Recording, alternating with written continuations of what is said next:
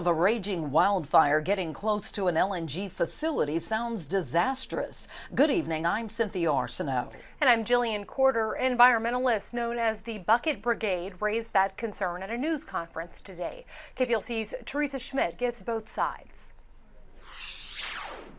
John Allaire says he spent 4 days fighting wildfires that threatened his home and property in Cameron Parish. This is the land east of his home before the fires, and this is how it looked after fires recently burned all the way up to his property.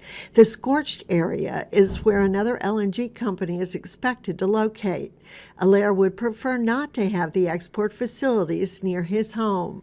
He fears wildfires near LNG could be disastrous. Methane's a very small molecule and it's going to leak, so they have leaks.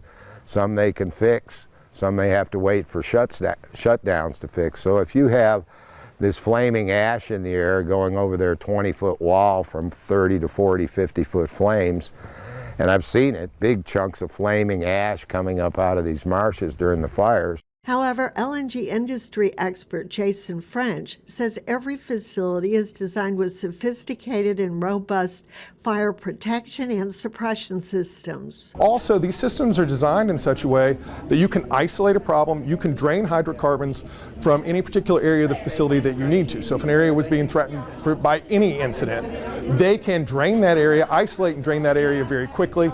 Those are the type of technologies that are in place that prove that the type of wildfires that have gone through Cameron Parish would not present a risk to any of these facilities. Environmentalists also want to read the facility's emergency response plans, but they say the plans are deemed confidential because they are paired with the company's security plans. Teresa Schmidt, 7 News.